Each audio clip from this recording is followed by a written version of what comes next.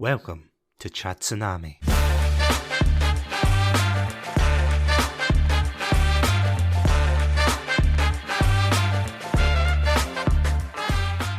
So it might come as no surprise, but I absolutely love Dungeons and Dragons. However, when I was growing up, it wasn't exactly the most popular hobby to have.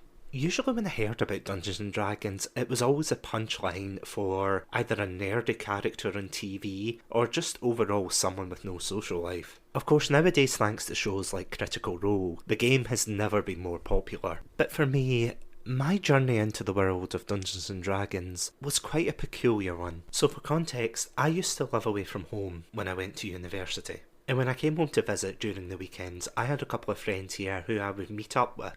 So as we were catching up, one of my friends turned round and asked me if I would like to take part in a Dungeons and Dragons game. At first I wasn't really sure how to take it. I wasn't even sure if it was a bit of a joke or even if he was serious. But he basically explained how he and a couple of other friends started getting into the game. While I didn't really know much about Dungeons and Dragons, I decided to accept. After all, what was the worst that could happen? So after going away and thinking about what kind of character I would like to play in the game, I finally settled on a gnome bard who I'm called Blimbro. The name actually came from a character I created in the Lord of the Rings online game, and while the life of that hobbit bard in the MMO was pretty brief, his name lived on in Dungeons and Dragons. As for why I chose a gnome, I forgot that halflings were a thing. Whoops. So as I arrived for the first session, I had no idea what to expect. I started chatting with a couple of mutual friends, and then after we were done, it was time to play. As dramatic as it sounds, I remember picking up the dice for the first time. As my friend began the session, so too did the Ballad of Blimbro the Bard. And with that, my first steps into the D&D world began. Nestled atop the verdant hills of Greentop Island exists a village of gnomes. From sunrise to sunset, the gnomes went about their business, inventing and building. However, there was one particular gnome who resented the status quo. Born to a skilled inventor and a not-so-skilled baker, Blimbro had ambitions beyond the fields of Greentop Island. Despite his parents' reservations, they knew that their son would most likely choose this path, regardless of how they felt about it. With his lute in hand, the aspiring bard began his adventure. Unfortunately, he soon found himself in the company of another gnome by the name of Etsy Timbers. Despite his cheerful disposition, there was something that the bard did not like about the gnome. Regardless, the duo ventured forth and came across a band of adventurers. It was there that Blimbro got his first taste of combat, albeit probably not the kind of combat he envisioned. After slaying and falling into the gaping mouth of a giant rat, Blimbro dusted himself off and introduced himself to the group. It was there he met his soon-to-be teammates, the ranger with the mysterious past, the holy cleric, the charismatic fighter, the squishy wizard, and last but not least, the accident-prone half-orc. Together they went on a bunch of bizarre adventures, and as exciting as that was at the time, the worst was yet to come. In a tale as old as time, a nobleman used them for his own selfish gains. This eventually led to the group fleeing the country, regrouping and trying to gain more allies along the way. While the stakes kept increasing for the plucky adventurers, the humble bard found himself in a rather dangerous position. During one of their adventures, Blimbro, Etsy, and the ranger were on a horse-drawn carriage, running away from the enemy. What they didn't realise, however, was a creature forged from steel awaiting them. In a moment of panic, both Blimbro and the ranger jumped off the carriage, hoping that they would not be the next victim. However, as they sat on the ground celebrating their achievements, they forgot one thing, that of course being to tell Etsy to get off the carriage. Within the blink of an eye, the carriage erupted into flames, taking both the creature and Etsy with it. At least, so they thought. Throughout their journey they encountered Etsy several times, no longer the optimistic gnome that he had once known in Greentop Island, but instead lusting for only one thing: revenge. The gnomes would encounter each other over the course of the adventure. Unfortunately, however, this did little to humble Blimbro. His mischievous attitude was barely tempered by the situation. As the years went on, party members came and went, but the adventure still continued. As the noblemen's influence began to grow within the continent, so too did the hopeless nature of their cause.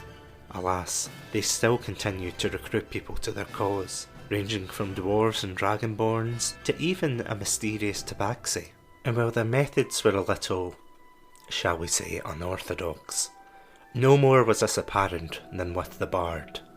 After Etsy's passing, something changed within the gnome. He became more assertive, arrogant even. If it was for the greater good of the group, he would have no issue with sacrificing others. Some notable examples include the following: betting the ranger's pet crocodile in a game of mage hand arm wrestling against a random bard in a tavern. When Blimbro lost, he simply said that the crocodile was outside. When the bard went outside, he was met with a dragon that the group had been running away from about 5 minutes earlier. Another example was when they were trying to defend their base against a horde of demons. Unfortunately, they required a special item which the custodian of said item would not give up. Without skipping a beat, Blimbro simply said that they were doing a historical reenactment. As expected, the custodian fell in the battle as she was petrified and turned into stone. The bard and his friends went on many adventures together, but unfortunately, in the heart of an abandoned theatre, those good times were about to end. By this point we were a good couple of years into the campaign. Suffice to say, my friends and I were really passionate about our characters. Up until this point, we had all had some kind of brush with death. Fortunately, however, it was nothing that a potion couldn't fix, or a spell of healing. Sadly, that winning streak would soon come to an end. As the campaign went on, so too did the stakes that our characters had to face. During one of our missions to bring the noblemen to justice, we found ourselves in an amphitheatre where everything started to go down. From battles to backstory reveals, everything was going on. And as expected, the DM announced that Etsy had returned once again for his revenge. Much like a Saturday morning cartoon, the outcome was always the same. After an intense battle, Blimbro and the gang would overcome Etsy, who would then shake his tiny fist and yell something along the lines of, "I'll get you next time." But on this occasion, something was different. During the battle, the group were preoccupied with their own enemies, leaving Blimbro to face Etsy alone. I'd be lying if I said I wasn't a little bit nervous, but I'd faced Etsy before on my own, and no matter how bad things turned out, I always knew that Blimbro could prevail. After exchanging a number of spells and crossbow bolts, Blimbro was hit. Initially I wasn't too worried, as I knew that my friends would come to my rescue. However, in this instance, help wasn't going to arrive. Etsy charged one final blast. All Blimbro could do was stare at his friend, as the magical bolt of energy struck him directly. The bard hit the ground with a thud, and silence washed over the battlefield. For the first time, the DM asked me to make a saving roll. I had 3 chances to bring back my character. I rolled the first, a failure. A tense atmosphere fell upon the table, knowing that I could be one of the first characters to die in the campaign. I tried again, but to no avail. At this point my friends were staring at me intently, hoping silently that I would make the saving throw. With one final hope, I cast the dice onto the table. The dice rolled, soon revealing Blimbro's fate. For one final time, I had failed. It was a bit of a weird feeling. As I said, at this point we'd been playing the game for about several years now, and of course we'd all gotten attached to our own characters, so when we realised that this was the end for Blimbro the Bard, I feel like it came as a bit of a shock. As the DM narrated Blimbro's last passage into the afterlife, a strange twist of fate happened. For one thing, death was unable to claim him. In a previous session, I had found a magical lute which, of course being the bard that I was, decided to try and strum. In one such instance, Blimbro had begun to glow green before the light faded. At the time he didn't know what this could be. Fortunately, it looked like his get out of death card. Not only was this a turning point for Blimbro himself, but it was a turning point for myself and the way I played the character. Things didn't exactly get better from there.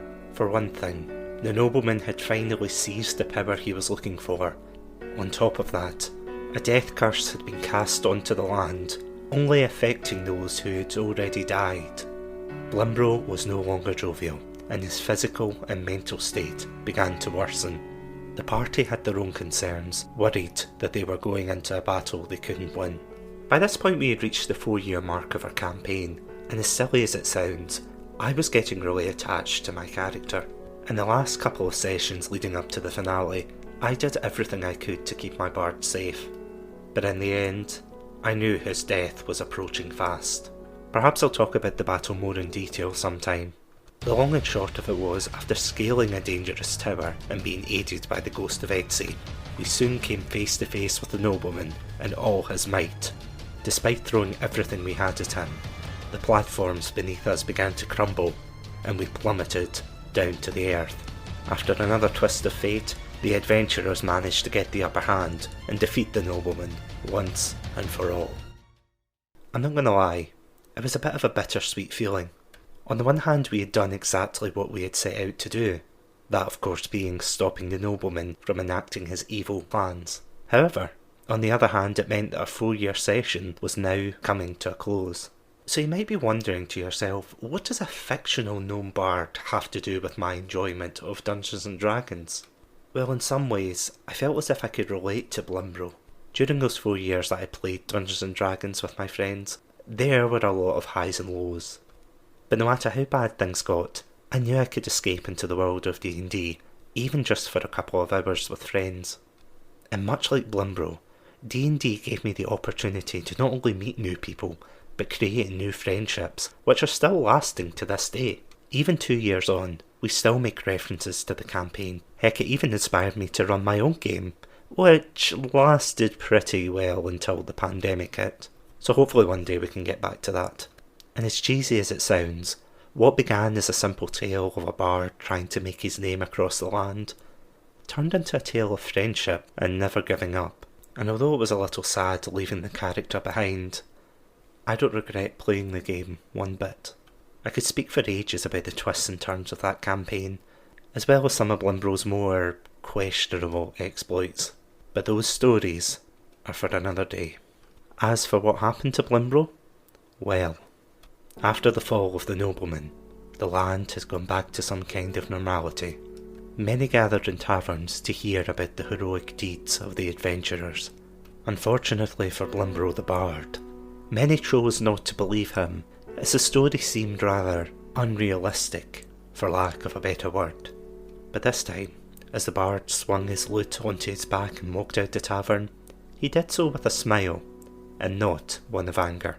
Once again they gathered in the tavern, this time under different circumstances. Instead of a ranger, a cleric, a fighter, and a rogue, he sat before a king, a god, a knight, and still a tabaxi rogue. Sadly not much had changed there, but at the end of the day, as Blimbro drank deep from his tankard, he knew he had found true happiness. As always, stay safe, stay awesome, and most importantly, stay hydrated.